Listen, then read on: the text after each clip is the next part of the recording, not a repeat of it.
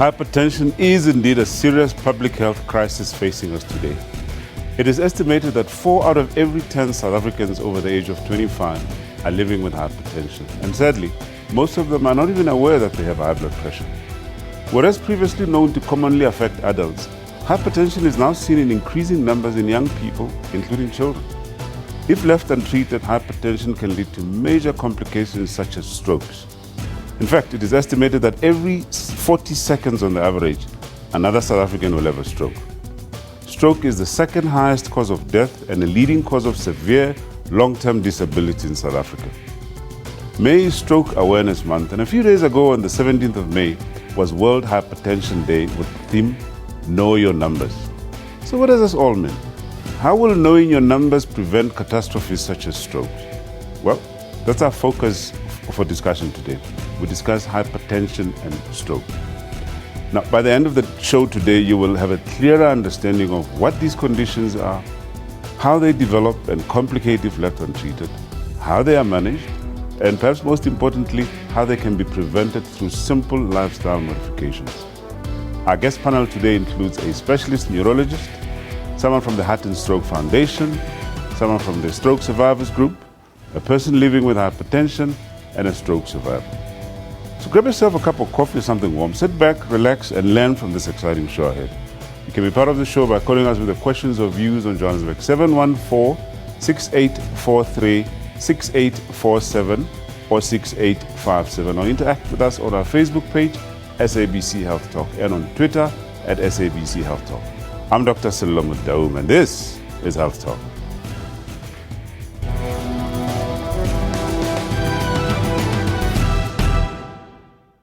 High blood pressure, medically known as hypertension, is a major risk factor for heart disease like stroke, kidney disease, and even eye diseases. When your blood pressure exceeds a certain threshold, we call it high blood pressure. Unlike many other diseases, hypertension has no symptoms, and hence it is called the silent killer. In actual fact, high blood pressure is asymptomatic. That is why we call it a silent killer. There are other contributory factors that can make you think that it's because I'm sure my blood pressure is high. We do get some dizziness now and then. It's not actually a symptom as such. So with high blood pressure, you need to have it checked. Then we can say, this is your blood pressure. According to the World Hypertension League, 4 in 10 adults older than 25 have hypertension. The unfortunate part is around 50% of these people are unaware of their condition. Of those who are aware, half of them do not take any action to control their blood pressure, either through lifestyle modification or medication.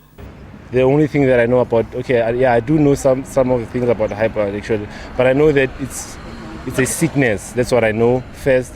Secondly, I know that it can be cured, or it can be prevented. Actually, not cured, it can be prevented by the people eating healthy food and gymming, obviously.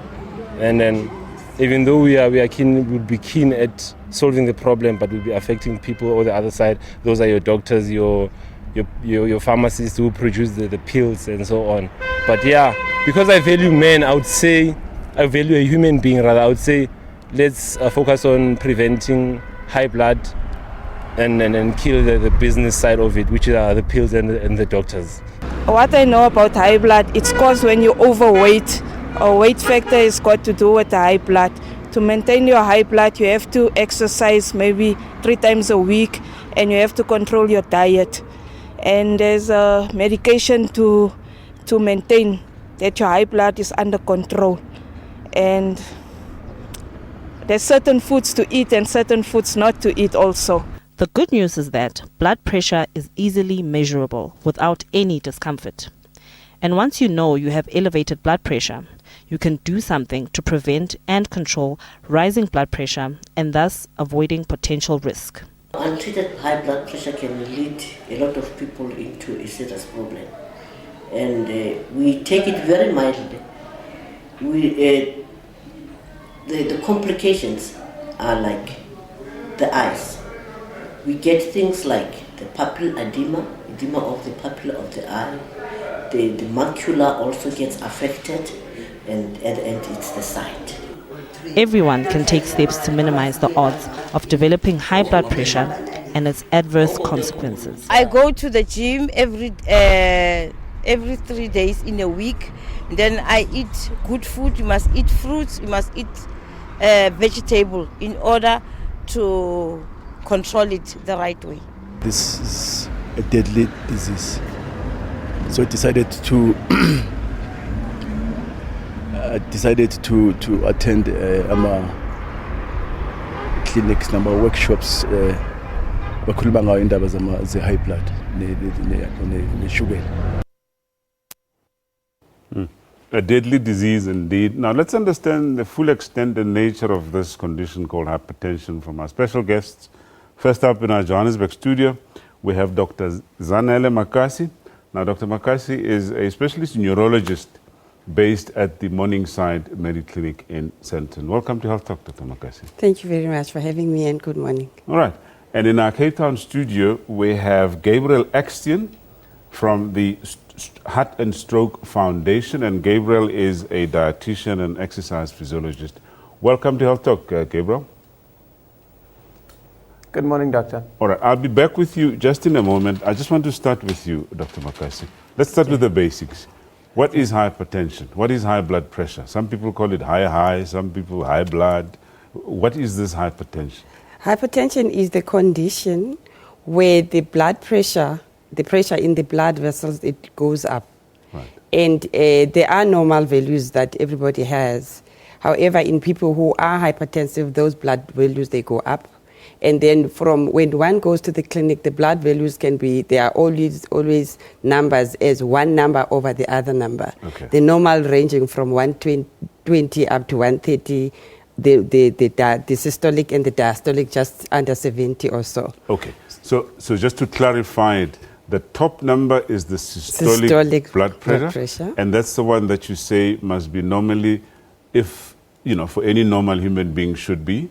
Around 120. Around 120 or less? Yes. All right, and then the bottom figure is? The diastolic. Right, and that should be around? 80 and less. Okay, now, I'm sure we'll, reflect some of these figures on the screens for our, viewers, but in terms of symptoms, we've heard, in the clips, the sister talking about, the fact that, we may not have symptoms. Sometimes you may have a bit of dizziness. Just tell us about the symptoms of hypertension, or can we, in fact, even talk about such? The symptoms, one thing I can say about hypertension, it's not painful. So you may not even feel the symptoms. Unfortunately for other people, they are not even aware that they are hypertensive, as in your previous introduction. And they can walk around with high blood pressure values. It's only then when we find the complications such as strokes and other things that then they will be diagnosed for the first time with high blood pressure. The important thing is the screening. The screening, okay. Yes. Okay, so you won't know that you have high blood pressure until someone actually measures your blood pressure to say, these are the figures and this puts you into hypertensive or not hypertensive. Yes. Sometimes you may know, you may feel something a little bit funny, like people complaining about dizziness or headaches, but those are non-specific symptoms. They don't necessarily mean that you've got high blood pressure. Right. However, then if you feel the symptoms, go to the doctor. And the basic thing will be to start for the examination will be to start with the blood pressure, a measurement and other things as well. More especially if you know that there is a family history of high blood pressure, then you should also be aware of We'll those come things. back to that question of the risk to say who develops blood pressure. But let's cross over to Cape Town and speak to Gabriel from the Heart and Stroke Foundation. Now, Gabriel, we know that this is a major problem. And we, in my introduction, I did say that, we're beginning to see more and more of high blood pressure in young people. What is the full extent of high blood pressure, at least in our country? Yes, I think it's quite a shocking situation we see in South Africa. And, we look at blood pressure being a worldwide problem, but actually in South Africa, it's a real particular problem, and even more so than in other countries. And I think there's many reasons for that, and we'll get into that in a second. But if we compare it to other countries, and there's been a few international studies, we often come out at the top of the ladder, having the worst numbers. And I think that's because we almost have what I can call a perfect storm of high blood pressure risk factors. So what are the things that make it more likely for us to have high blood pressure? And as we saw at the start, obesity is one of them. We know about an unhealthy diet. We know about a lack of exercise. But there's more around it in South Africa than just those factors. And one of the things we see is that a lot of South Africans are salt sensitive, which means they react very aggressively to having too much salt in their diet. We also know that we still have problems of undernutrition and malnutrition in South Africa. So if you are malnourished at an early age, it makes you more likely to have hypertension when you grow up and you become older. So those are factors we see specifically in South Africa. And of course, our eating habits are changing in South Africa from traditional African eating to a more Western type style of eating. So all these factors make an extra impact. And of course, the fact that our prevalence, so the amount of people that have high blood pressure versus the amount of people that know they have a high blood pressure versus the amount of people that are actually getting treated for high blood pressure are so poor. All those things combine, and we're looking at, as you said, about 1 in 3 people, but as people get older, the higher the prevalence, the more people have high blood pressure. Is there any differentiation in terms of, I know that we're saying that it can affect people of all ages, essentially, obviously more the adults than the children, but racial differentiation, male, gender issues, male, female? Yes, we see quite similar male-female ratios. Traditionally, we used to see more in males, but because we have such an obesity problem in females in South Africa, we do see that high blood pressure is becoming a big female problem as well. One study that looked at adults over the age of 55 saw that about 80% of them in South Africa had high blood pressure, which was the highest numbers we've ever seen in any study before, which is quite shocking. And then what was also quite interesting is a recent study done at a university, at Walter Sisulu University. They looked at students with an average age of 22 years, and already 40% of them had pre-hypertension, which means they were already on their way to high blood pressure. So we can see that it is starting to happen earlier and earlier. Yeah, this is quite serious. Dr. Makwasi, Yes. I mean, this is quite shocking. is. Let's talk briefly about the clinical cause of hypertension. What actually happens when somebody now has hypertension? Can it go away? What actually happens? No, if it has already been diagnosed, Yeah. it doesn't go away. It has to be treated to get to the closest to the normal values as possible. And I hear people will say that after the complications, when you get to the history taking, they'll say, I was diagnosed with hypertension in 2010, but I felt better and I didn't continue taking medication. Okay, The so let's fact just get that clear. So there's no Yes. such thing as you It can gets treat it better. and it gets better. No. So is it a lifetime It condition? is a basically? lifetime condition. You just have to continue taking your treatment. Yeah. And then if it's better, it's because you are taking the medication. Right. And what the doctors will do then, probably they will start with higher dosages of medication. And then as it's coming closer to the normal values, then they will reduce the dosages or even cut down on the other numbers of medication that you are taking. But All right. if you are diagnosed with hypertension, you just have to continue taking the medication for the rest of the life. Okay. Of course, we're in going to talk in now about conjunction. what actually happens if you don't take medication. Yes. But that after the break. We just need to go for a quick commercial break. When we come back, we continue our discussions now focusing on complications of hypertension. Please stay with us.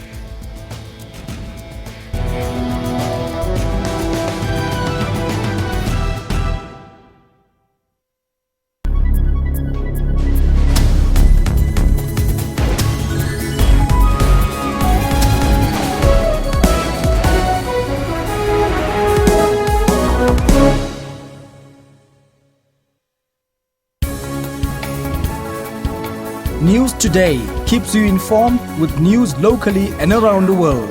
When Judge John Hlophe challenged the Supreme Court of Appeal when it sent the matter back and said that there must be an inquiry set up. We unpack business news. There's an increase in general inflation in the country. We give you up-to-date news of the day. The drugs were seized at several locations in Sydney, including a shipping container sent from Hong Kong. Police say it's the largest haul of illicit drugs in 2 years. We round up sports news. Kotata, tell me about the legacy that you would like to build and be remembered for. Trying to get my foundation running, which is going to focus on, all the sport, doesn't matter disability or able body. So, I'm passionate about sports. Stay informed every Monday to Friday from 3 to 5:30 p.m. CAT. SABC News.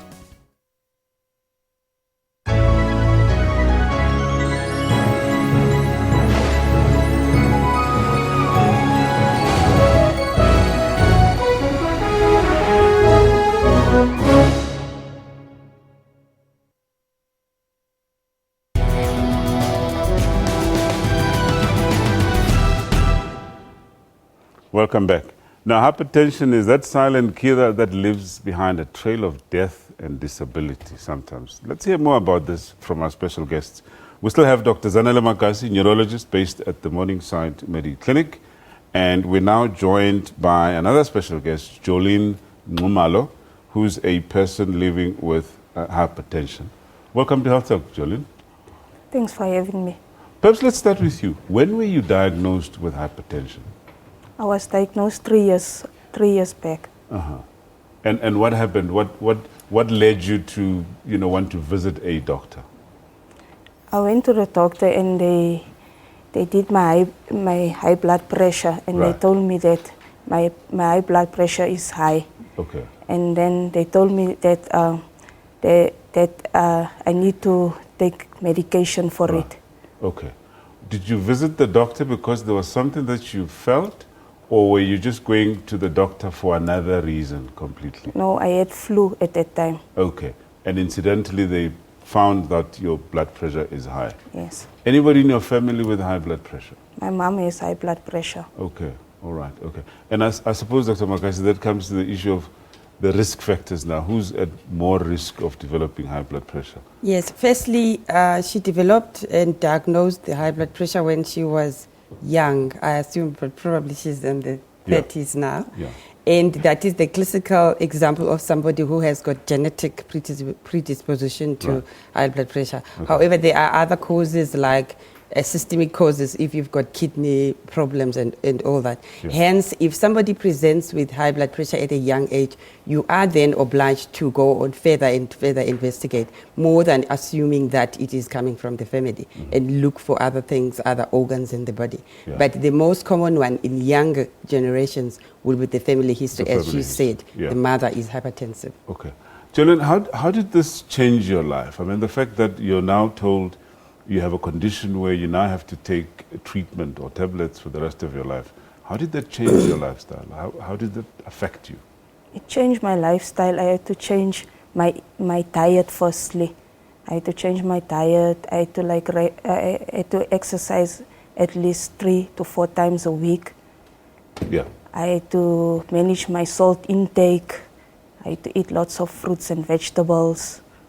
Stay away from oily and fatty foods. Yeah.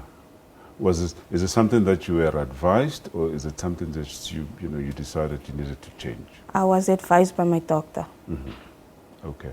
Well, is it something that changed in terms of your diet specifically? Let's talk about salt. When I eat salt, like a lot of salt sometimes, like my pressure is high. Okay, so you try and avoid eating too much salt. Yes. Okay. Dr. Makasi, let's talk about what can go wrong with hypertension. I mean, let's accept it.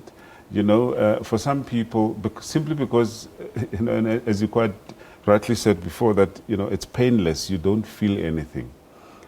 So therefore, one can assume that it might be easy for people not to be regular in terms of, taking their treatment.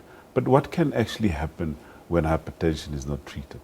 Okay, for the purpose of this discussion and topic for today is the stroke. Yeah. So that's what happens with high blood pressure, and in combination with other cardiovascular risk factors, they affect the blood vessels of the brain. That's when then you can get a clot on the blood vessel of the brain, and that area that is supplied by that particular blood vessel then dies. In simple terms, we call it infarct. Or you can have that blood vessel in the brain bursting and causing hemorrhage, another type of the stroke. Okay. So those are the complications for the purpose of today. But otherwise, other organs in the body, such as the heart and the kidneys, may also be affected by uncontrolled hypertension. We'll come back to that. I believe we have a caller on the line. I just didn't get the name. Good morning and welcome to Health Talk. Good morning, Doctor. It's Alan speaking here. Hi, Alan. Welcome. Yes, Doctor. I've been watching the show here, and I heard you talking about high blood pressure. Yeah. But what about low blood pressure? Because I have somebody who's suffering from low blood pressure. Okay. How can we handle this situation or this condition? Okay. Well, good question, Dr. Makasi. I know we're talking about high blood pressure, but, he wants to know about low blood pressure. Firstly, is it something that's common? And, It is common and there are different causes, but it's definitely not causing a stroke. Right. But then again, it will be diagnosed by the doctor. Yeah. And the commonest cause of the low blood pressure is actually the treatment of the high blood pressure, where it's a little bit up in terms of dosages, then the blood pressure drops. Okay. And then other things like, it depends if you are bleeding a lot, if you've got iron problems and all, but definitely it's not causing the stroke. Okay. Yes. So essentially, what are we saying to the viewer now? They must at least go and consult a doctor? Yes, definitely to find find out the cause of cause why of the is low he blood having pressure. the low blood pressure. The commonest, of course, it would be the bleeding or the iron deficiency. Okay. Yes. All right. Let's get back to the complications now. We said that we know that. I mean, we're going to be talking a lot more about strokes, that, high blood pressure, if left untreated, can result in a stroke. And I suppose you'll explain to us just how. Not now, in the next segment. Okay. Let's talk about other complications. I believe that, eyesight can go. Definitely. Yeah. Hypertension causes the cardiovascular risk factors, meaning the abnormality of the blood vessels in the whole body, not only the brain. Yeah. Therefore, the eyes also. At the back of the eyes, on the retina, you can have retinal changes, you can have papilloedema. Those are all the technical terms, as well as the heart problems. You can have a heart attack if you've got high blood pressure. The kidneys, as well as the blood vessels in the legs, for example. You've seen people with darkness or something in the legs. Yes, definitely. Are there other factors that can actually amplify the complications? We haven't spoken about other chronic diseases. Just tell us about that. Okay, the fact that you've got high blood pressure, that puts you on the risk of having the complications I've mentioned earlier. However, the other cardiovascular risk factors such as diabetes mellitus, high cholesterol, obesity, a family history of a stroke of any of those, and smoking. Those amplify risk Yes, factors. yes. In fact, if you have two of those, the risk is even higher. Okay. Yes. Well, let me at this stage thank Jolene for taking part in this show, and I hope that at least with your testimony, you're helping a lot of people out there to say, hang on a second, you can live a normal life with hypertension. Thank you very much, and all the best. Hey. Thanks for your All right, we're going to go for a quick commercial break. Please stay with us, because after the break,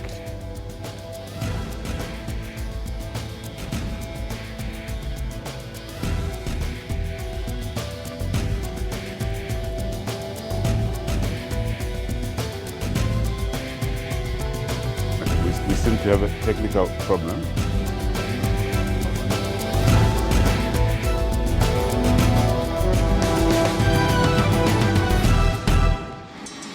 The things you take for granted. Tying your shoes. Picking up keys. Kicking a ball. Getting upstairs. Talking. Walking.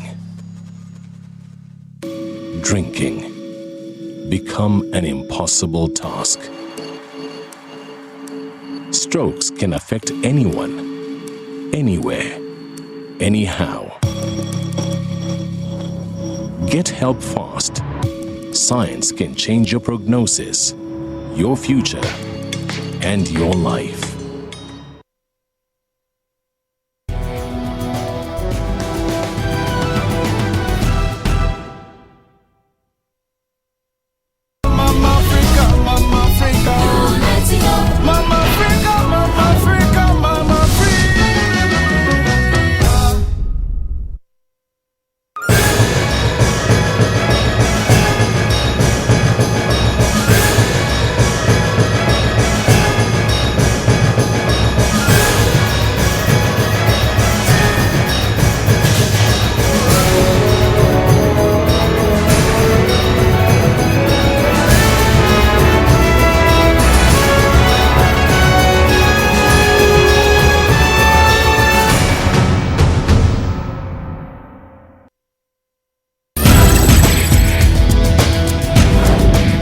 We're heading to a future of cars that will drive themselves, and a place where robots will be doing some of our chores. But the challenge in Africa is to make sure that everyone is part of this new world. To be behind with technology, it is a challenge for us as offenders. There are many initiatives to ensure that Africans are truly connected. We're now giving more access and internet to now the end users. On Network, we have information on Africa's technology landscape, possibilities for the future, and some great African innovations. That's Network with me, Spumelele Zondi, every Sunday at 7:30 p.m. Central African Time.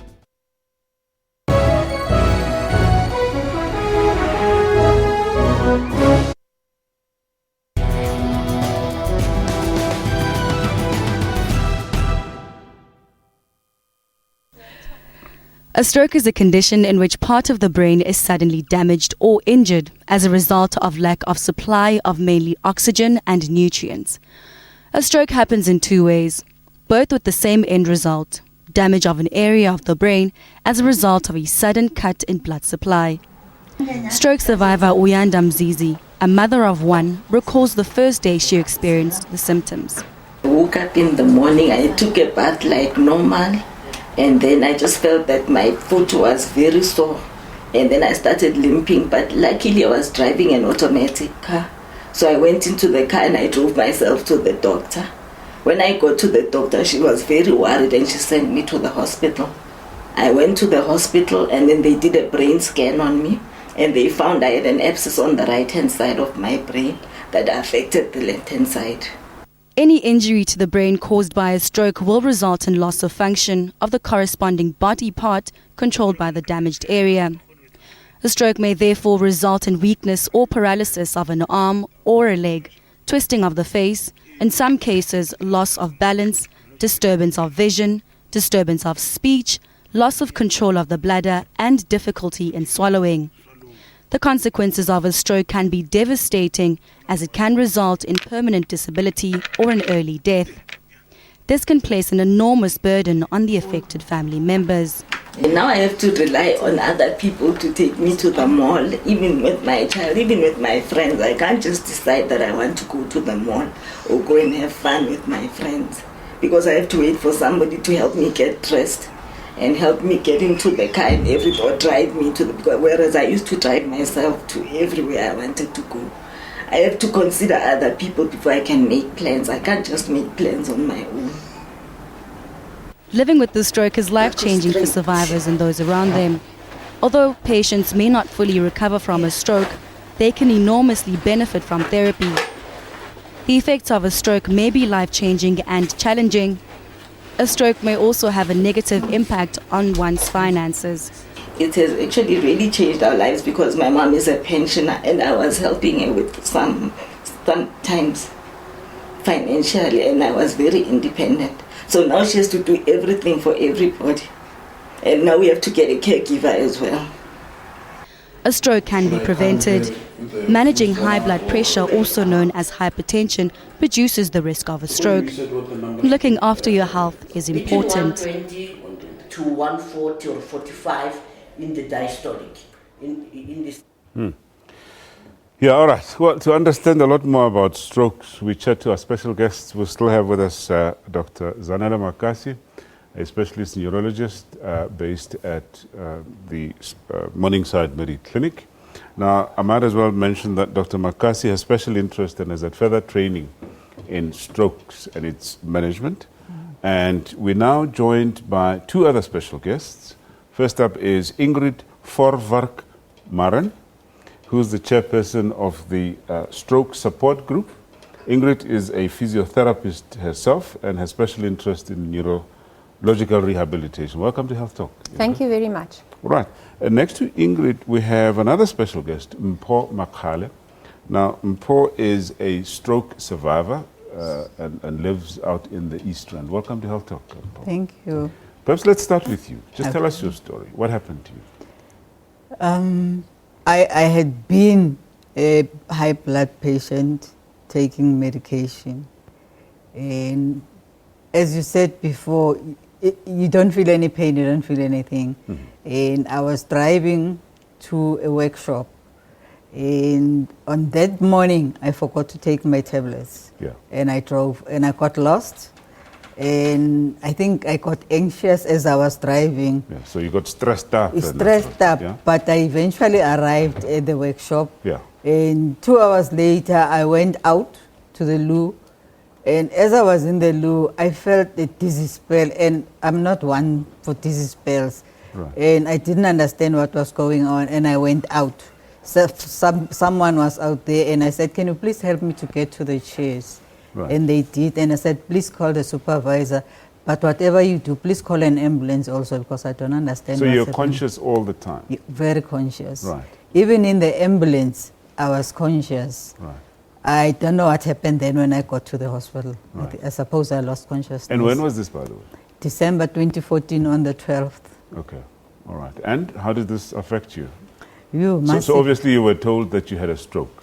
I was told I had a stroke. I was moved to a rehab center. I couldn't walk. I couldn't wash myself. I couldn't do anything for myself. Yeah. But then in a way, I suppose I was lucky because I got it on my left-hand side and I'm right-handed. Okay. But then it's still problematic because there are so many things that you can't do for yourself. You rely on family. Yeah. Mostly. But you appear to be more functional than most You know people what? with strokes. I think I got help, yes. Yeah. And at the rehab, they did a lot. Yeah. And at some point, I was not even aware that I had problems. I knew I couldn't walk because I was on a wheelchair most of the time. But then they weaned me off and I went home on a wheelchair. But I said, you know what?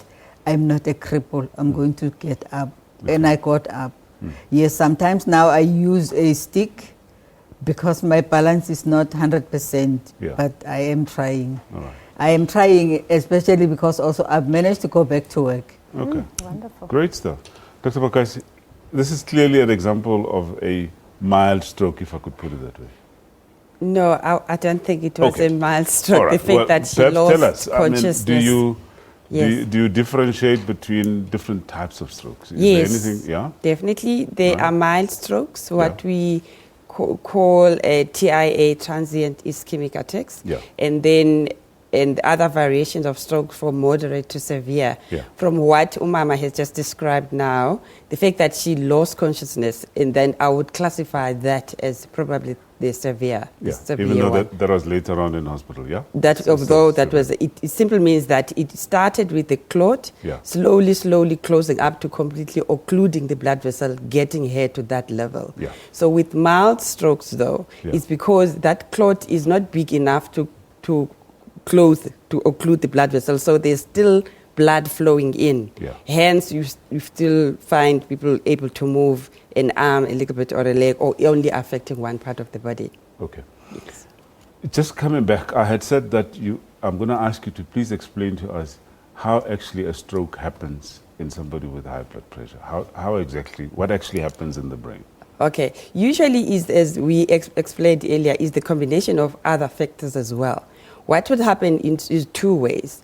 Is when the blood pressure causes an abnormality in the actual internal part of the blood vessel, causing it to form a clot over a couple of years. And then up until that clot is big enough to close that blood vessel. And then the area around there will die, and what we call an infarct. Or the second mechanism of strokes in people, particularly with blood pressure problems, is that blood vessel gets bigger and bigger and bigger at particular area, what we call microaneurysms. Yeah. And then it bursts, and as a result we get that hemorrhagic part. So bleeding into the brain. Bleeding into the brain, yes.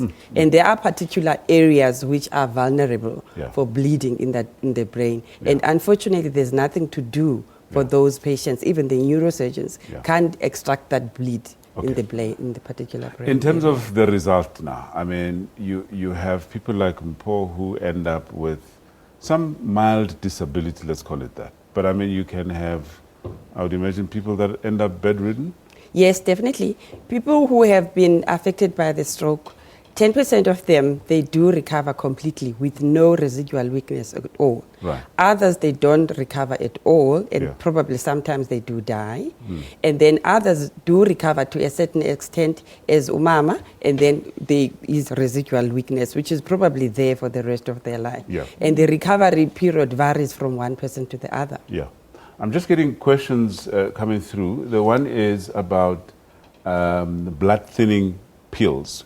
We're going to come back to management now in terms of, whether or not, these prevent strokes or not. Yes. But just let's talk briefly about children now. Do we see, we've had reports before that young children getting strokes.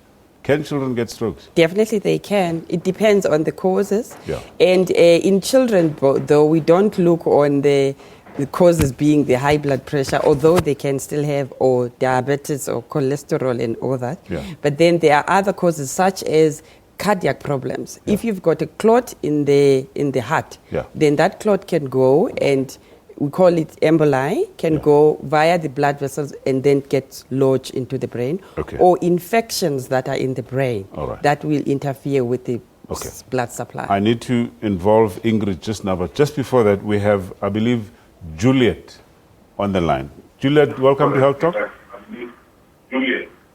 Juliet, yes. Good morning. Hello? Good morning. Good morning. Your question or comment? Good morning. I have read that... Juliet, do me a favor. Can you just switch off your television set off, please?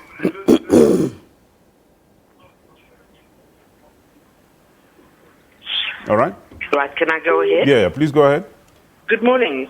Yeah. I have read that it is recommended to keep 300 milligram aspirin at home, and that at the first sign of a stroke, to give it to the person, and that this may cut down the risk of something major occurring. Excellent question. I'd like us to park this because that's what I want us to talk about in the next segment, to say, Definitely. What do you do when someone has had a stroke? Yes. All right? Thank you very much for your question. Now, Ingrid, you the stroke support group. Just tell us a little bit about what your organization does. We are really there for those people that survived stroke. Right. And we don't mind whether they have a little disability or a lot of disability, as long as they can come to the meetings where we socially support these people. Because we try and reintegrate them, and we try and retrain their abilities to be part of social society. Because we find that these people are always alone at home, and they're dependent on their families, and by being part of a group like that, they actually support each other and motivate each other. Right. So we have a program for them. We do have group therapy, but we also have nice talks. We go on outings, and we actually just support them to be normal people. I'll tell you what, I want to ask you a lot more about what you do just in the next segment. Unfortunately, we've run out of time. We'll talk to you a lot more after the break. Okay. And Paul, thank you so much for coming through, for participating in our program. Thank you. And wish you well going forward. Hey. All right. So how is hypertension and stroke managed? More on that after the break. Please stay with us.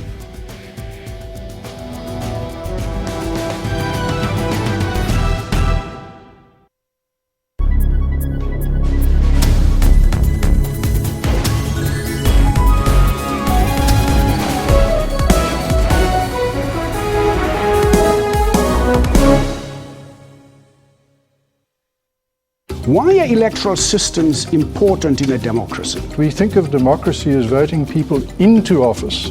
The other side of the coin is that we would be more empowered and more accountable in politics if we could do the opposite, is vote them out when they don't deliver. Politics is about who gets what, when and how. If you look up on the internet as to how the head of state is chosen, it says monarchy. We should not refer to an election as a contest. So we should not shy away from the fact that an election is a contest. Of course, I do admit that it's not a bloody contest, or it shouldn't be a bloody contest. It shouldn't be a bloody people, contest. Fight and, of course, and it should also not be a beauty contest. Then it shouldn't be also a beauty contest either. Swiss people, for example, can travel internationally with a cantonal passport, not even a national one. That's like us traveling on a Free State passport, for example.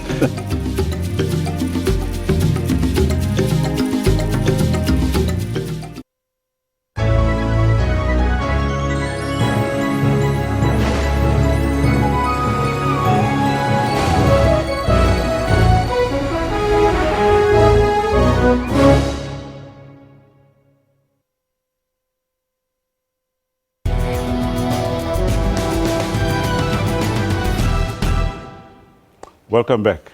So this hypertension is really quite a serious problem, and as you heard, I mean, it can lead to major problems such as strokes. Now, we're going to learn in this segment just about management of both hypertension and stroke from our special guests. We still have with us Dr. Zanele Makasi, a neurologist based at the Morningside Medi Clinic. And we still have Ingrid Forvark Maran, a retired physiotherapist and chairperson of the Stroke Support Group. And in our Cape Town studio, we have Gabriel Eckstein, a dietitian and sports physiologist from the Heart and Stroke Foundation. Perhaps let's start with you, Gabriel, and talk about hypertension. I mean, we mentioned earlier the importance of people taking their treatment on a regular basis. But as the Heart and Stroke Foundation, what work do you do, firstly, in prevention of hypertension? Yes, obviously prevention is much more successful than control. So the more people we can prevent high blood pressure developing, the more successful we can be. So we do a lot of work trying to educate people, trying to encourage and motivate people to lead a healthy lifestyle. So what a healthy lifestyle means from a blood pressure point of view is obviously the more active you are, and the better your heart is, the more fit your heart is, in the better condition your blood vessels are, the less likely you are to develop high blood pressure. From a diet point of view, there's really 4 things that our listeners or our viewers should focus on. What can we do to treat and to prevent high blood pressure? It's how much fruit and vegetables you eat, eating some dairy food, not eating too much salt, and getting enough fiber in, which means eating more whole grains, beans and lentils. Those are the real key issues that we know works very well to prevent and to control high blood pressure. And then, of course, together with that also goes excessive alcohol consumption is also a very big risk factor for high blood pressure. Yeah. Let's talk a little bit about salt. You said just now, not eat too much salt. What exactly do you mean by that? Yeah, so I don't want to get into the nitty-gritty of the details too much, but most South Africans eat too much salt. And as I said before, a lot of South Africans are salt sensitive, which means their body reacts quite aggressively to salt and their blood pressure levels go up quite a bit. When we're looking at salt, we can look at 3 ways to make sure you don't eat too much salt. The first thing is, don't add salt when you sit at the table, because that's purely a habit and you don't necessarily need more salt on your food. Most of us just add salt because it's a habit and we don't need it. The second thing is, when we're cooking, often we add lots of different types of salt to our food. You might be adding some table salt, you might be adding some stock cubes or some soup powders or some cheeses, all these different ingredients that's got salt in. So often we add a lot of salt to our food without realizing. And then the third thing is how much salt is in the food we already buy. And a lot of the salt we eat, we call hidden salt, because it's in things like all our condiments, or all our sauces, all our powders, all our breads and breakfast cereals. A lot of things have got salt in, and we need to educate ourselves, look at what we buy, look how much salt is in there. And then from the Heart Foundation point of view, we're also working with the government, and we've got new legislation in, so we're trying to help industry to reduce the amount of salt that's in the food that we buy. Yeah.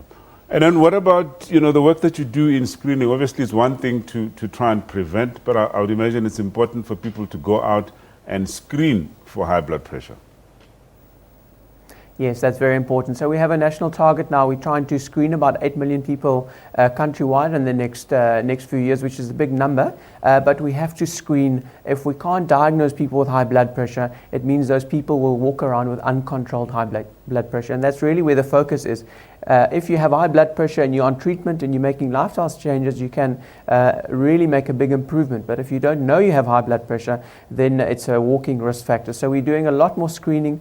And high blood pressure is the easiest thing to screen for anybody out there, because it's a 5 to 10 minute test. We don't have to take any blood. We literally just put a cuff on your arm. And that's really what the main message we want to get out there to viewers. Whether you go to your local clinic, whether you go to your pharmacy, whether you go to your doctor, to get your blood pressure screened once every year. But of course, because it can continue to go up as you get older, so you should be doing that on a yearly basis. So the message there is know your numbers and know your blood pressure numbers. Okay, Dr. Makasi, I mean, coming back now to treatment, I think we've spent quite a considerable amount of time today talking about the importance of taking treatment. Now, there's medications, different types of medications that treat hypertension. What are the responsibilities of people that are on medication for hypertension? And what simple tips can you give to encourage them not to forget to take their blood pressure medication? Well, the responsibility starts on the day that you were diagnosed with hypertension. Yeah. And the doctor would have put you on a certain regimen, a certain tablet, and then you'll go back for follow-ups, and then if it's not controlled, the doctor will go up on the dosage or add another one. Yeah. So the responsibility is the compliance to what the doctor told you to take, Yeah. and also the visits to the doctor, because sometimes the doctor will say, come back after a week because he is worried. Yeah. And then as soon as it is controlled, to say it's a month or 3 months or 6 months. The tips is to, if then it's a single dosage like the one that you take in the morning, Yeah. then you will, I'd always say to them, you don't forget to brush your teeth. Yeah. So you can just put it next to your toothbrush or Right. the first thing that you do in the morning. Most of them don't really require you to have something to eat before taking them, but then you will have to immediately have something to eat. Generally, Yeah. a practice is that you don't take medication on an empty stomach. All right. And Let's then for talk. those- yeah. Let's move away from that, because I think we spend enough time on Hypertension, that now. yeah. Let's talk management of strokes. Sure. Firstly, how can one notice that somebody is having a stroke? Are there any typical signs? Perhaps, because Okay. as we said, some people lose consciousness, so they might not even notice themselves. Okay. But if you're next to somebody having a stroke, are there signs, particular signs that you can notice? Okay, on the stroke awareness campaigns, there is that acronym that is used, FAST. FAST. Okay, F that stands for facial drooping. Yeah. A is for the drifting of the arm.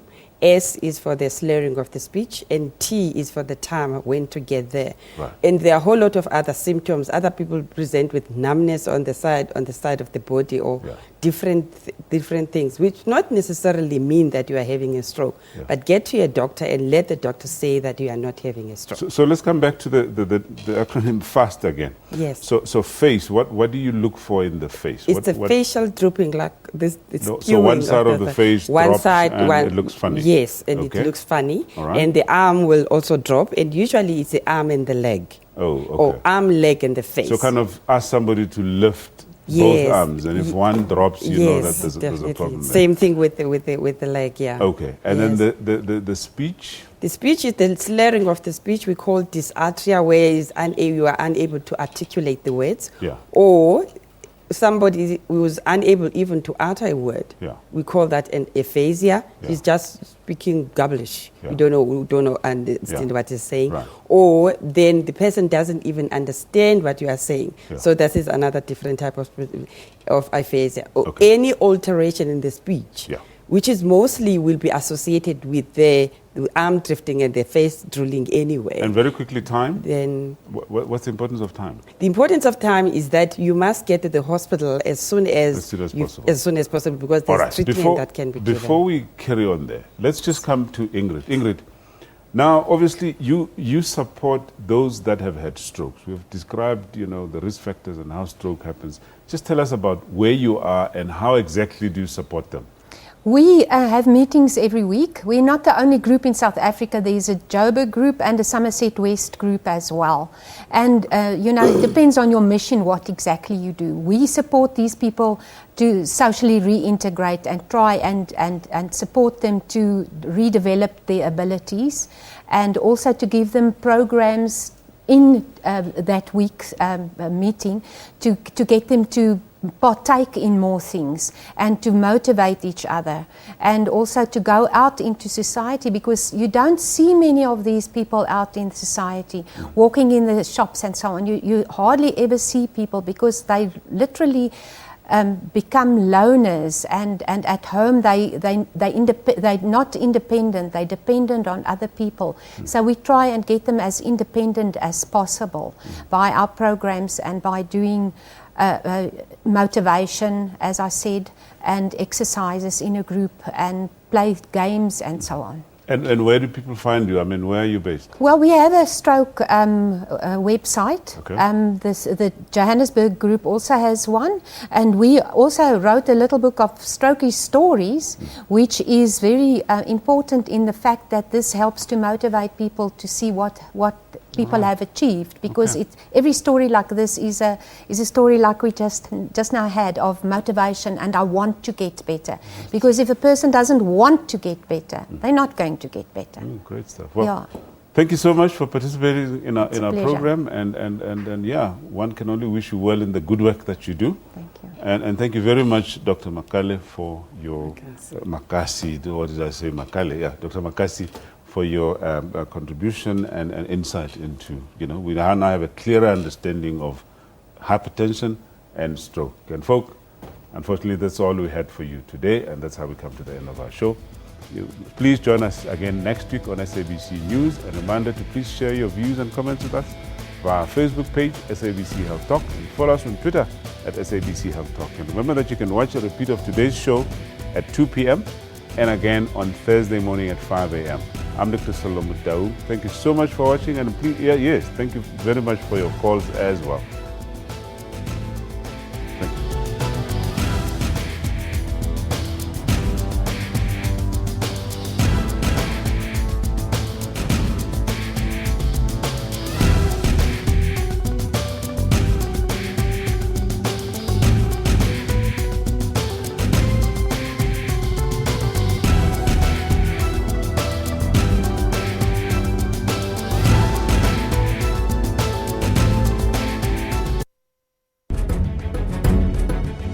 Did you go to heaven? Kelvin is the one who created all this. What are you fighting over? Us? If there is 10 million in my account, it will be in the front page the next day. Do you have 10 million? Oh, Jesus, hold my hand. Hallelujah. It's happening right here on Question Time today. Monday to Thursday at 5:30 p.m. on the SABC News Channel. One other person has been shot dead and another is in a critical condition in hospital. The CRL has laid charges against controversial televangelist Paseka Mutsoeneng. More than 1.3 million South Africans have been added in the past two registration weekends. The International Monetary Fund warns that policy uncertainty could dampen economic growth in South Africa. And all eyes are on the new Bok coach, Alistair Coetzee, who's challenged to keep everyone in the country happy.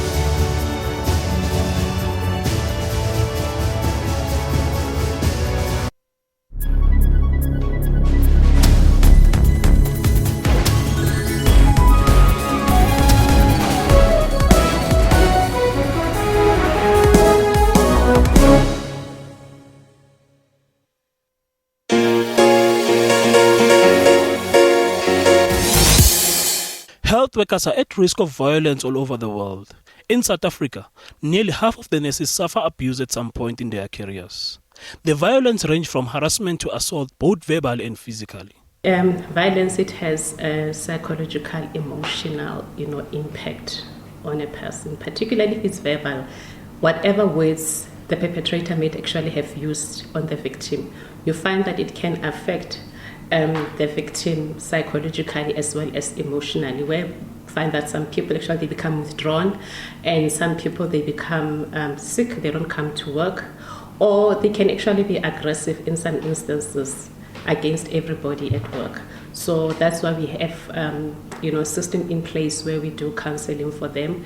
And if it's actually physical, employees are made aware that they can actually even report to either labor, which is an internal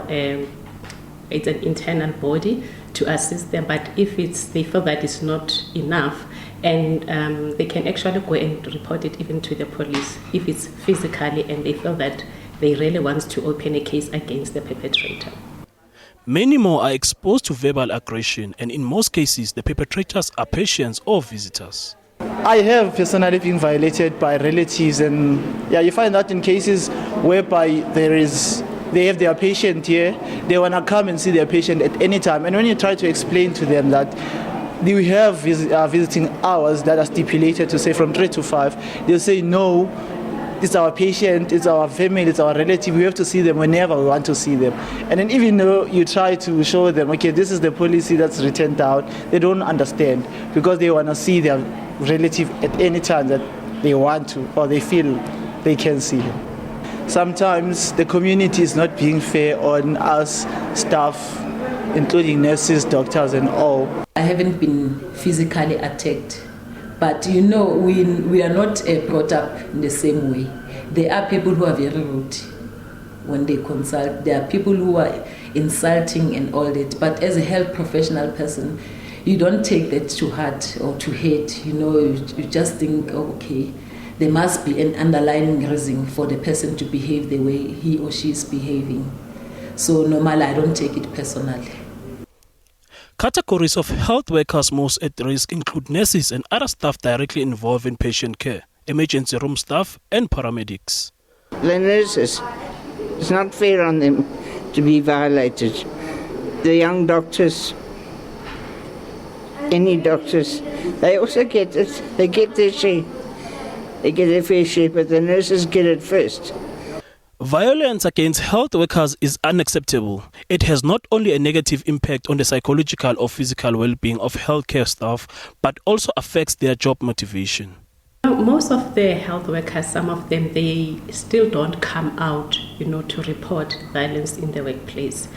And so we encourage them actually to speak out and to report violence in the workplace. And we still have to, as staff in the wellness, we still also have to do a lot of marketing and, make the staff aware of the programs that we have in terms of the procedures to follow when there's the workplace violence. Some of them, they still don't know what procedures to follow, who to contact. So that one also, it's a limitation on our side, but we are working on it. So I would encourage them to speak out and to come forth and to report. All healthcare workers in South Africa devote their lives to working under all types of conditions in order to improve the lives of South Africans in need of public health care. I feel that it's unfair for the nurses to be violated while they are working in their working place, because they are here to serve a purpose, to help the community and to help the patient. So people are coming with different ideas of but to be the principle. To say we've got an access to come in, I've got a right to stay with my patients. These are the problems that we are having. Most of the time they just want to sit with their family inside. Just imagine if you've got one patient with 20 relatives. It's not fair for other patients and we are unable to work. That's where the problem comes and they fight a lot.